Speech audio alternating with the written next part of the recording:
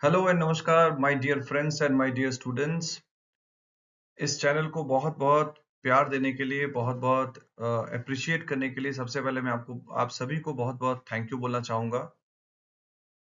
ये चैनल मैंने इसलिए बनाया, मैंने पहले भी बताया है कि मैंने देखा है मेरे पास्ट एक्सपीरियंसेस से lot many students are facing such challenges, such problems in their understanding of basic things in terms of several subjects. तो इस चैनल में मैंने कोशिश किया है कि एनआईएसएम रिलेटेड जो टॉपिक्स आते हैं, जो आज बच्चे बैंकिंग के लिए तैयारी कर रहे हैं या फिर एनआईएसएम कैपिटल मार्केट के लिए भी किसी कंपनी में काम करना चाहते हैं, तो उनको ये जो डिस्ट्रीब्यूटरशिप का एग्जामिनेशन होता है एनएसएम 5A, इनको बड़ी दिक्कत होती है। सो मैंने पहले अपने चैप्टर्स जो पहले वीडियोस बनाए हैं उसमें डिफरेंट टाइप के क्वेश्चंस और सारे चैप्टर्स को मिला के मैंने क्वेश्चंस बनाया था। फिर मुझे कमेंट आया, मेरे पास व्हाट्सएप आया, मेरे पास काफी सारे मेरे चैनल में भी ये आ रहे थे कि सर मुझे चैप्टर वाइज टॉपिक्स बनाइए। तो मैंने ये सोचा कि चलो ठीक है, top 20 mock test MCQ questions जो कि लेटेस्ट अपडेट्स के कारण है या फिर आज के डेट में लेटेस्ट है, तो उसको मैंने इस वीडियो में बताने की कोशिश की है। आई होप आपको यह वीडियो पसंद आया होगा और देखिए इस वीडियो को आगे तक, और लास्ट में मैंने एक आपको सरप्राइज भी एक दूंगा। तो इस चैनल से बने रहिए और वीडियो को आगे तक देखिए।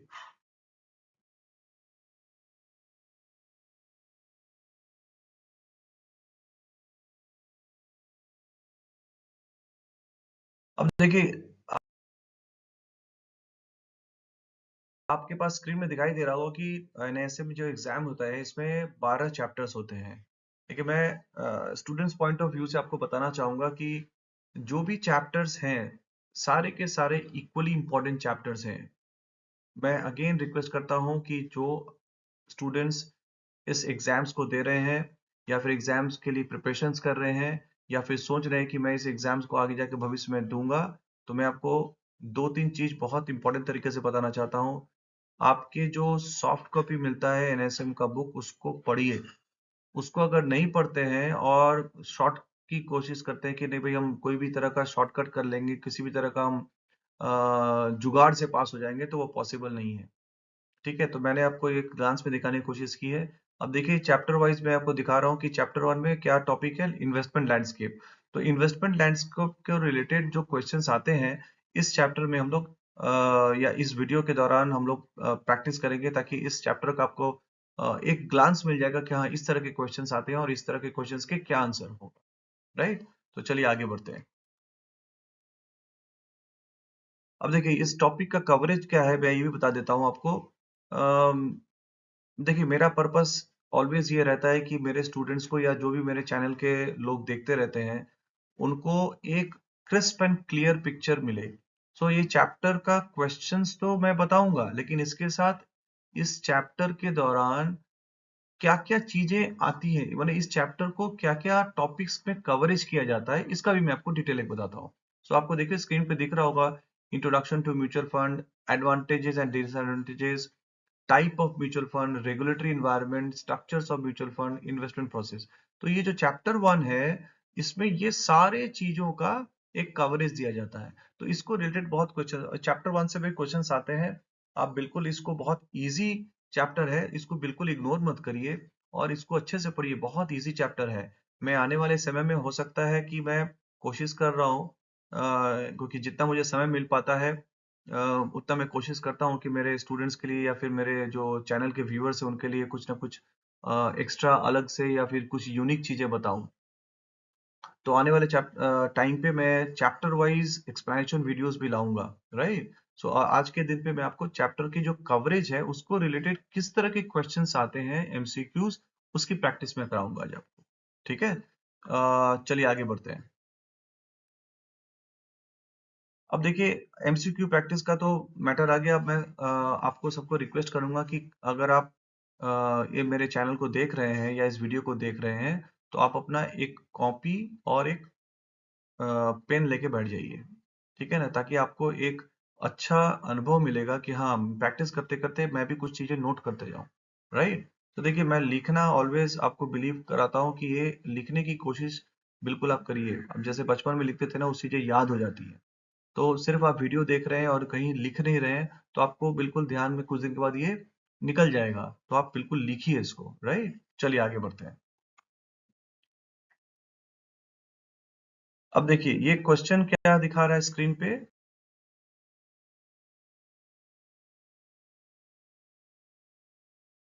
Which one of this is not a factor to evaluate investment? इसमें क्या बोल रहा है कि ये जो चारों ऑप्शंस दिए गए हैं, ये चारों ऑप्शंस मैंने इसलिए बनाया है कि देखिए, एक तरह का ये केबीसी टाइप का हो गया कि मैं आपको चार ऑप्शन दूंगा, आपको खुद से चॉइस करना है कि इसमें कौन सा आंसर करेक्ट है। तो अब बताइए, इसमें कौन सा आंसर करेक्ट होगा।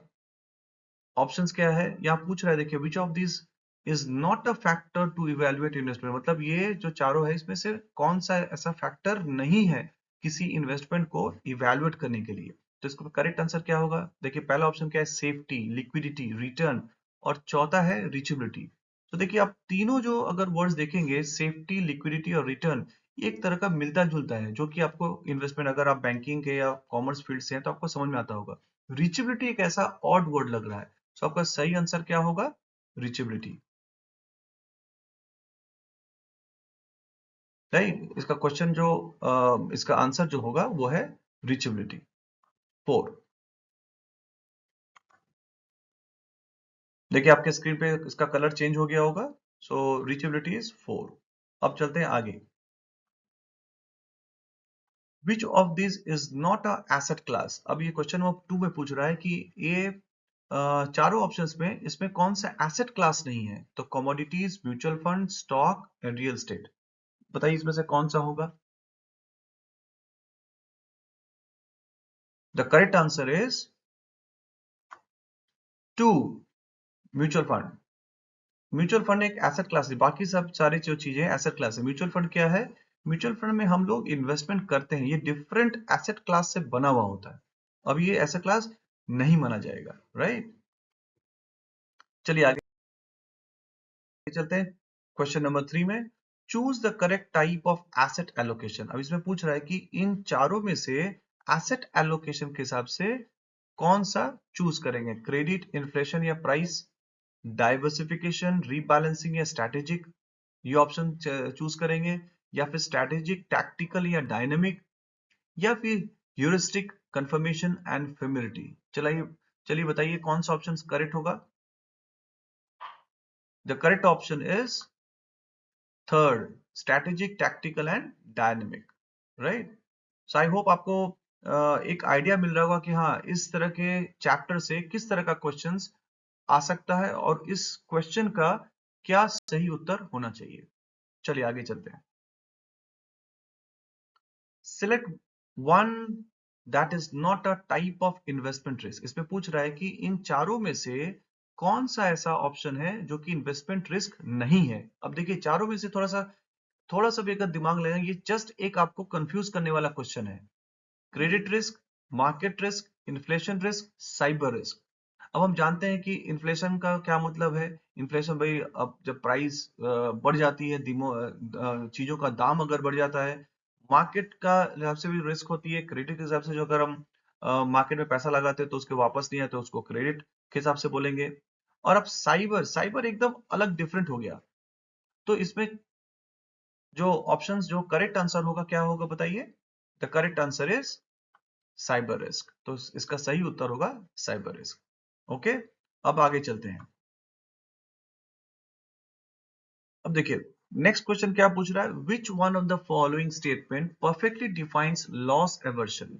मतलब ये चारों में से कौन सा सही उत्तर है जिसको लॉस एवर्शन। अब देखिए, लॉस एवर्शन अगर आप समझ जाएंगे तो आपको ये देखिए, इसका सबसे बड़ा चीज क्या है कि इसमें बहुत सारे टेक्निकल टर्म आते हैं जो कि फाइनेंस में यूज होते हैं। अब हम लोग क्या होते हैं, मान लीजिए आप ऐसे बैकग्राउंड से हैं जहाँ फाइनेंस की चीजें नहीं पढ़ाई गई आपको, या कॉमर्स से नहीं है, तो it becomes very difficult for you to understand. So मैंने इस चैनल के शुरुआत में बोला था कि मैं बहुत सारी टेक्निकलिटीज, जो चीजें होती हैं, जो बहुत सारा कठिन चीज होता है, उसको मैं आपको बहुत आसान शब्दों में, बेसिक जो चीजें हैं, क्लियर कराऊंगा। मैं इसके बाद वाले वीडियोस में एक और वीडियो अभी इन प्रोसेस चल रहा है उसका, जहां मैं सारे के सारे टेक्निकल वर्ड्स जो होता है उनका सिंपल शब्दों में मीनिंग भी बताऊंगा। ठीक है, तो आने वाले वीडियो में आप बिल्कुल तैयार रहिए कि आपको ये भी डाउट्स क्लियर हो जाएंगे। तो चलिए, इसका लॉस एवर्जन का मतलब देखिए, एक साइकोलॉजिकल टर्म है कि मतलब हम जब लॉस और प्रॉफिट दोनों की होता है तो हम प्रॉफिट को छोड़ करके लॉस पे ज्यादा ध्यान देते हैं। तो ये लॉस को बोलते हैं लॉस एवर्जन, है ना। तो इसमें चारों में से करेक्ट ऑप्शन कौन सा होगा? One tendency to prefer avoiding losses, मतलब ठीक है, लॉस हो रहा है तो उस पे हम प्रॉफिट पे ध्यान, हम लेकिन लॉस पे ज्यादा ध्यान दे रहे हैं। Where the losses are subject to more sensitivity, तो मतलब लोगों को लगता है कि नहीं, लॉस पे ज्यादा ध्यान देना चाहिए, राइट। अब आ जाते हैं नेक्स्ट क्वेश्चन पे। अब देखिए, स्क्रीन पे आपको नेक्स्ट दिख रहा होगा, what is the real return of return, what is the real rate of return, return that investor gets after payment of expenses, return that investor gets after taxes, return that investor gets after adjusting the risk, return that the investor gets after adjusting of inflation। इन चारों में से कौन सा answer correct होगा, बताइए जरा सोच के। तो करेक्ट आंसर इज 4, राइट। चलिए आगे बढ़ते हैं। The purchasing power of currency changes on account of which of the following। अब यहां पूछ रहा है कि परचेजिंग पावर करेंसी का, करेंसी माने मुद्रा, उसका क्या इन चारों ऑप्शंस में करेक्ट होगा। अब देखिए, करेंसी मुद्रा की जब वैल्यू चेंज होती है तब कब चेंज होता है? अब इन चारों में एसेट एलोकेशन पे चेंज होता है, या कंपाउंड इंटरेस्ट, इन्फ्लेशन पे, या डाइवर्सिफिकेशन। थोड़ा सा भी आप अगर इसमें दिमाग लगाएंगे तो आपको इन्फ्लेशन का मतलब समझ में आ जाएगा कि हाँ भैया, इन्फ्लेशन जब होता है तभी यहाँ पे करेंसी प्राइजेस का इफेक्ट होता है। तो इन्फ्लेशन क्या होता है? जब हमारे सेम चीजों के, जैसे आप देखे होंगे कि आज आप अगर 1 किलो चावल खरीद रहे हैं जिसका दाम अगर 50 रुपया है, और अगले साल आप खरीदते हैं कि उसी चावल 1 किलो का दाम 55 रुपया हो जा रहा है, दैट मीन्स आपका इन्फ्लेशन हो गया। मतलब क्वांटिटी सेम है लेकिन आप दाम ज्यादा दे रहे हो, प्राइस ज्यादा दे रहे हैं, राइट। तो इसका करेक्ट आंसर क्या होगा? सी, इन्फ्लेशन। ओके, चलिए आगे चलते हैं। What is asset allocation, next question है, व्हाट इज एसेट एलोकेशन। अब एसेट एलोकेशन क्या होता है? एसेट एलोकेशन का सिंपल मीनिंग ये होता है कि हम अपनी जो पूंजी है उसको हम कैसे करके राइट प्रोपोर्शन में लगाएं, राइट, उसको बोलते हैं एसेट एलोकेशन। अब एक पुरानी कहावत है कि भाई सारे अंडों को एक बास्केट में मत दीजिए, क्योंकि सारे अंडों का जो कैरेक्टरिस्टिक है एक ही तरह का है। अगर किसी कारण से वो फूट गए तो भाई कोई भी फूट सकता है, राइट। तो इसलिए आपको, जब हम इन्वेस्टमेंट के हिसाब से आते हैं कि भाई हमको कहाँ इन्वेस्टमेंट करना है, तो स्टॉक्स हो गया, बॉन्ड हो गया, कैश हो गया, अलग अलग टाइप के रिस्क इन्वॉल्व है, राइट ना। अब वहीं अगर मान लीजिए हम किसी बॉक्स में रख देते, भाई अंडा भी रखे हैं, सेव भी रखे हैं, नारियल भी रखे हैं, तो अगर कोई चीज भारी वस्तु पड़ती है तो देखिए नारियल सबसे देर से टूटेगा, है ना। थोड़ा सा ज्यादा रिस्क है अंडे में, उससे कम रिस्क है सेव में। तो ठीक उसी तरह हम जब इन्वेस्टमेंट करते हैं तो ये मानसिकता आपके अंदर होनी चाहिए कि क्या हम कैसे अपने पोर्टफोलियो को डिजाइन करें, राइट। बताइए कौन सा आंसर करेक्ट होगा। देखिए, allocation of the right proportion of fund, equity, डेब्ट एंड मनी मार्केट। अगर हम फाइनेंस की बातें करते हैं, यहाँ पे इन्वेस्टमेंट की बातें करते हैं, तो इस तरह का सोच आपका होना चाहिए। नेक्स्ट क्वेश्चन है, in order to ascertain risk appetite the following must be evaluated. अगर हम आप अगर रिस्क एपेटाइट, अब रिस्क एपेटाइट का मतलब अगर समझ गए तो ये क्वेश्चन समझ में आ जाएगा आपको, राइट। इसका यहाँ पे क्या पूछ रहा है कि अगर आपको रिस्क एपेटाइट जाननी है तो हम कैसे इसको इवैल्यूएट करेंगे। अब रिस्क एपेटाइट का मतलब क्या होता है? देखिए, एपेटाइट का मतलब होता है, जैसे आप रेस्टोरेंट में जाते हो ना, एपेटाइजर है तो पहले सबसे पहले क्या दिया जाता है? सूप देते हैं, तो उससे क्या होता है? थोड़ी भूख बढ़ती है तो आदमी समझता है। उसी तरह हर लोगों का, कोई भी इंसान अगर, आप देखोगे बहुत सारे लोग एफडी में इन्वेस्टमेंट करते हैं, कुछ लोग बोलते हैं नहीं नहीं हम एफडी छोड़ के इन्वेस्टमेंट नहीं करेंगे, कुछ लोग बोलते हैं कि नहीं नहीं हम खाली म्यूचुअल फंड इन्वेस्टमेंट करेंगे, है ना। तो अलग अलग इंसान का अलग अलग रिस्क एपेटाइट होता है, तो उसके हिसाब से काम करना चाहिए। अब इसमें सही उत्तर क्या होगा? देखिए, चार ऑप्शन दिए गए, the need to take risk, the ability to take risk, the willingness to take risk, and all of above. अब इसमें क्या होगा? ये चारों होगा, क्योंकि एक इंसान के पास कोई नीड होना चाहिए, एबिलिटी भी हो सकती है, उसकी विलिंगनेस भी, उसकी इच्छा भी होनी चाहिए कि अब रिस्क है, तो उसको बोलते हैं रिस्क एपेटाइट। तो इसको हम चारों को इवेलुएट करेंगे कि जब ये तीनों चीजें मिलती हैं तभी उसके हिसाब से हम उसको अपना इन्वेस्टमेंट ऑप्शन बताएंगे। अब नेक्स्ट क्वेश्चन क्या है, देखिए व्हाट इज डाइवर्सिफिकेशन। अब डाइवर्सिफिकेशन क्या होता है? To diversify the investment amount in a periodic manner, investment across various assets classes to spread the risk of loss. Investment in sector funds generates a way of diversification. It is an investment type or style to reduce inflation risk. अब इसमें से कौन सा उत्तर सही होगा? The correct answer is number 2, investing across various assets classes to spread the risk of loss. Diversification में simple मतलब होता है कि आप अपने रिस्क को डाइवर्सिफाई कर दीजिए, मतलब अलग अलग कर दीजिए, ताकि आपका कभी अगर रिस्क आए भी, देखिए पैसा कहीं भी लगाना रिस्क है, लेकिन आप उस रिस्क को अगर हम बिखरा देते हैं तो उसको बोलते हैं डाइवर्सिफिकेशन। मतलब बिखेर देंगे, हम एक जगह पे नहीं रखेंगे, अलग अलग अलग जगह रखेंगे, उसको बोलते हैं डाइवर्सिफिकेशन। अब देखिए नेक्स्ट क्वेश्चन क्या दिखा रहा है, generally the first step of financial goal is setting the. अब इसमें पूछ रहा है कि पहला स्टेप क्या है फाइनेंशियल गोल को सेट करने के लिए।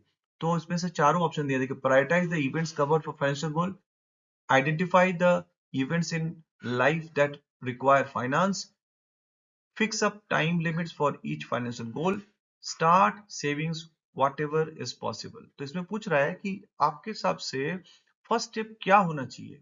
तो अब इसमें क्या आंसर उत्तर जो है सही होगा बताइए। The correct answer is number 2, identify the events in life that require finance. Events का मतलब होता है, देखिए हर एक इंसान अपने अलग अलग लाइफ स्टेज में चलता रहता है।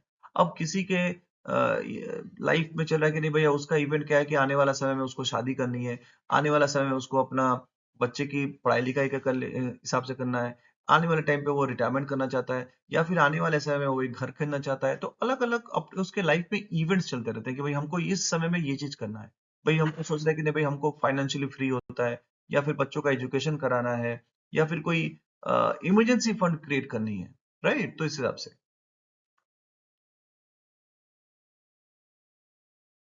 अब आ जाते हैं नेक्स्ट क्वेश्चन पे। Capital gain is fixed income securities can rise only investment happens in. तो अभी से पूछ रहा है कि capital gain is in fixed income securities में कैसे होगा या कैसे राइज करेगा। अब देखिए इसमें से उत्तर क्या होगा, सेकेंडरी मार्केट ट्रांजेक्शन्स, राइट। चलिए आगे चलते हैं। commodity derivatives are treated as leverage product, right। इसमें चारों ऑप्शंस में क्या होगा, देखिए the amount involved in investment is more, small exposure with large investment, small exposure with large investment, या फिर large exposure with small investment, right। इसमें correct answer होगा number 4, large exposure with small investment। आगे चलते हैं number 14, from the following identify the investment which can get only capital gains and no income. मतलब ऐसा इन चारों में से बताइए तो कौन सा ऑप्शन सही होगा जिसमें आपको कैपिटल गेन तो होगा लेकिन उसमें लेकिन इनकम नहीं होगी। हम जनरली जानते हैं कि कैपिटल गेन कब होता है, जब हम लोग किसी चीज से प्रॉफिट अर्न करते हैं, राइट। किसी भी वस्तु को सेल करके, या जैसे मान लीजिए आपके पास कोई टेंजिबल एसेट्स हो गया, या कार हो गई, या बिजनेस हो गया, या कोई प्रॉपर्टी हो गई, या शेयर्स हो गए, राइट, इस तरह से। तो इसमें से चारों में कौन सा ऑप्शन होगा बताइए। Yes, the correct answer is gold. Gold, right, correct answer is gold. अब नेक्स्ट क्वेश्चन देखिए क्या है, real return to a investor investing in government securities represent. मतलब ऐसा कौन सा ऑप्शन होगा जो real return investor point of view से अगर गवर्नमेंट सिक्योरिटीज में करता है तो क्या होगा। तो गवर्नमेंट सिक्योरिटीज का मतलब क्या होता है, देखिए गवर्नमेंट सिक्योरिटीज का मतलब क्या है, जब गवर्नमेंट कोई बॉन्ड इशू करती है, उसको अगर कोई फंड चाहिए या उसको अपने पर्पस के लिए कोई फिनेंसिंग करना है इंफ्रास्ट्रक्चर के लिए, या फिर गवर्नमेंट का कुछ ऑपरेशंस करना है, तो इसमें करेक्ट आंसर ऑप्शंस कौन से होंगे बताइए। Correct option is number 4, return adjusted to inflation.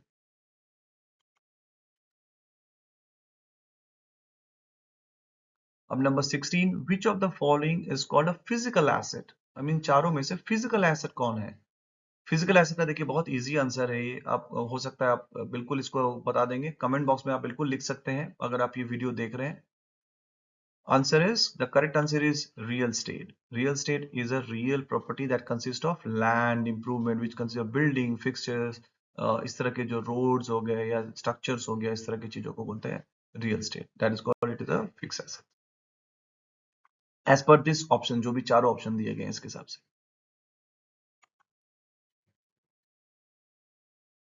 अब आ जाते हैं नेक्स्ट क्वेश्चन पे. Asset allocation which maintain constant ratio in rebalancing portfolio. अब देखिए, रीबैलेंसिंग पोर्टफोलियो का मतलब अगर आप समझ गए तो ऑप्शंस को भी आप समझ जाएंगे. रीबैलेंसिंग क्या होता है? जहां पे आपका मिक्सचर होता है डिफरेंट एसेट्स के, राइट? तो मान लीजिए आपका पोर्टफोलियो में कुछ ना कुछ, अगर आपको इक्विटीज है, डेब्ट्स हैं, इनको मिला के कोई कुछ ना कुछ मिक्सिंग होगा, राइट? तो उसको हम बैलेंसिंग कराएंगे कि भाई हमारा इक्विटी इतना पोर्शन है, डेब्ट इतना पोर्शन है, ठीक है ना? जो भी उस इंसान को लेकर के वो सोचेगा कि नहीं भाई, मेरे मैं इंसान मतलब ये इन्वेस्टर, राइट? तो उसके हिसाब से कौन सा ऑप्शन करेक्ट होगा बताइए? Fix asset allocation. Asset asset allocation जो होना चाहिए, जो कि करंट रेशियो बाई रीबैलेंसिंग. तो इसको थोड़ा सा करेक्ट ऑप्शन को देख लीजिए आप. अब आ जाते हैं नंबर नेक्स्ट पे. The three basic aspect to ascertain risk appetite of investor. अब ये क्या होगा इसमें? Need, ability to take risk, market condition, sources of income, market conditions, sources of ability to save, need, ability to and source of income. इसमें से क्या होगा correct answer? Correct answer is number 1. चलिए आगे चलते हैं. Prices of long duration debt securities will decline when interest rates. अब इसमें पूछ रहा है कि लॉन्ग ड्यूरेशन की जो डेप्ट सिक्योरिटीज होती हैं, इनका ये डिक्लाइन कब करेंगे? इंटरेस्ट का जो प्रोपोर्शन है वो कैसा होगा? या तो राइज करेगा, फॉल करेगा, या अनचेंज हो गया? इसमें से कौन सा ऑप्शन करेक्ट होगा बताइए? The correct option is goes up, right? चलिए आगे चलते हैं. अब इसमें देखिए, स्क्रीन पे आपको दिख रहा होगा, John blindly invest in the same scheme in which his friends and relatives invested, which bias John is exhibiting. अगर आपको चैप्टर 1 याद आ रहा होगा, तो डिफरेंट टाइप के बायसेस के बारे में डिस्कशन हुई होगी. भाई अगर मैं इन्वेस्टर हूं तो हर एक इन्वेस्टर की अलग मानसिकता होती है. तो यहाँ इस क्वेश्चन में क्या पूछ रहा है कि जॉन नाम का एक इंसान है, जो कि क्या करता है कि उसके जो फ्रेंड्स और रिलेटिव्स होते हैं, वो जैसा इन्वेस्टमेंट करते हैं, वो बिना सोचे समझे बस उसी पे इन्वेस्टमेंट करता रहता है, या उसी स्कीम के बारे में इन्वेस्टमेंट करता है. तो इसमें से करेक्ट ऑप्शन क्या होगा? देखिए, loss aversion, herd mentality, confirmation bias, या confidence bias. The correct answer is herd mentality. अब देखिए, हर्ड मेंटेलिटी को समझ लीजिए क्या चीज है. हर्ड मतलब होता है भीड़. अब जैसे आप देखे होंगे कि भेड़ अगर चलती है तो एक भेड़ सामने से चलता है, पीछे सारे भेड़ एक साथ चलते हैं, ठीक है ना? या फिर देखोगे कभी बकरी वाला बकरी चरा रहा होगा, तो वैसे एक बकरी को लेके जाता है, वैसे सारी बकरियां चलते हैं. तो वो हर्ड है, मेंटेलिटी है उसकी. तो बकरी को ही पता है कि भाई हमको वो उसको ही फॉलो करना है. तो ठीक इसी तरह, अब देखिए वो क्या सोच के कर रहा है, कैसे कर रहा है, वो कुछ सोचता ही नहीं है कि भाई ये सही है या गलत है. बस अगला जैसा बोला वैसा कर दिया. So that mentality is called a herd mentality. Okay, I hope आपको ये 20 क्वेश्चंस मैंने दिया, आपको ये समझ में आया होगा. और इस तरह के क्वेश्चंस आपको आगे वाले वीडियोस में भी मैं लाऊंगा, कि जहां पे आपको चैप्टर 3, 4, ये जितने भी चैप्टर 12 से सारे के सारे अभी आएंगे. तो आई होप आपको इस वीडियो से कुछ ना कुछ सीखने को मिला होगा. ठीक है, तो आगे जाके हम लोग आ गए अभी हमारे वीडियो के लास्ट पड़ाव में. आप ये वीडियो यहाँ तक देखें, इससे आपको कुछ ना कुछ सीखने को मिला होगा. अगर आपको अच्छा लगा होगा वीडियो, तो वीडियो को बिल्कुल आप लाइक करिए, सब्सक्राइब करिए इस चैनल को. और अगर आपको समझ में आ रहा होगा कि हाँ, ये वीडियो से मुझे या इस चैनल से मुझे सीखने को मिल रहा है, तो आप इस वीडियो को आगे अपने फ्रेंड्स और फैमिलीज को भी शेयर कर सकते हैं.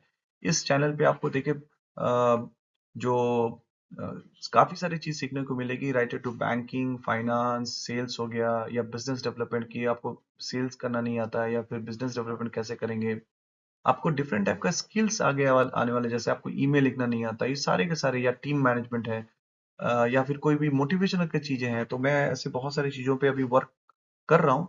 तो आगे जा करके इस तरह के वीडियोस आपके पास बिल्कुल आएंगे, राइट? आई होप आपको आज का वीडियो पसंद आया होगा. अगर पसंद आया होगा तो चैनल को सब्सक्राइब कर दीजिए, और बिल्कुल बेल आइकन भी बिल्कुल दबा दीजिए. और आने वाले वीडियो के लिए बिल्कुल इंतजार करिए। Thank you for watching this channel and this video.